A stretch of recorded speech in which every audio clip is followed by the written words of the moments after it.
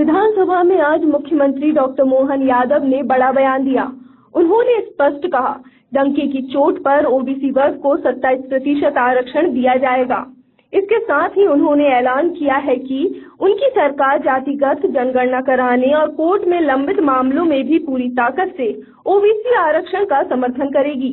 उन्होंने कहा कि 13% लंबित पदों पर योग्य अभ्यर्थियों को उनका हक देने के लिए सरकार पूरी तरह प्रतिबद्ध है। साथ ही कांग्रेस पर हमला बोलते हुए कहा, जातिगत जनगणना न कराना कांग्रेस का सबसे बड़ा पाप है। उधर वित्त मंत्री जगदीश देवड़ा ने आज अनुपूरक बजट भी सदन में पेश किया। अब इस बजट पर कल विधानसभा में विस्तृत चर्चा की जाएगी। मैं कल के चरित्र के लिए भी कहना चाहूँगा, कांग्रेस अलग अलग समाज को भड़काने का काम करती है, जबकि सारी चीज़ों में उनका ही इन्वॉल्वमेंट है। पिछड़ों की जनगणना को बंद करने का पाप कांग्रेस की सरकार के तत्कालीन प्रधानमंत्री जवाहरलाल नेहरू जी पे जाता है। बाद में नेहरू जी के बाद इंदिरा गांधी के बाद राजीव गांधी जी के बाद लगातार 2-4 साल हमारे माननीय अटल जी की सरकार छोड़ दो तो लंबी समय से कांग्रेस की सरकार रही, लेकिन उन्हें जातिगत जनगणना नहीं कराई। जो अंग्रेजों के समय चलती थी वो भी बंद करा दी। 2011 में जनगणना की जोर शोर से बात कही, उसके रिकॉर्ड सबके सामने नहीं लाए।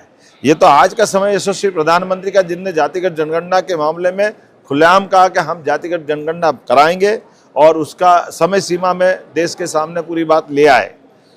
हमारे अपने राज्य के अंदर भी 27% आरक्षण के मसले पे भी कांग्रेस वही चरित्र रख रही।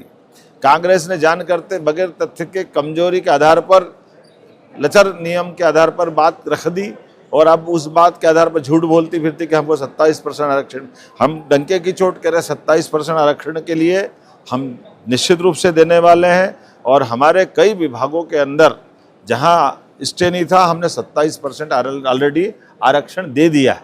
लेकिन जहां जो कोर्ट में मामला अटका पड़ा है, कोर्ट में भी हम अपनी तरफ से सरकार के पक्ष में 27% आरक्षण की बात लिख के दे रहे हैं। हमने कहा जनरल कैटेगरी का 10% हो, एससी हो, एसटी हो, ओबीसी हो, सभी के लिए हमारे मन में भाव बराबर है। हम किसी एक दायरे में सिमटना नहीं चाहते। सरकार सभी वर्गों के कल्याण के लिए है और इसलिए जो 13% अभी ओबीसी आरक्षण जो कोर्ट में भी लंबित है, हम जल्दी से जल्दी कोशिश करेंगे कि वो 13% आरक्षण जिनको मिला है, ऐसे अभ्यर्थियों को भी उनकी अपने हक के आधार पर उनको नौकरियां मिले, उनके अपनी योग्यता से उनका चयन हो।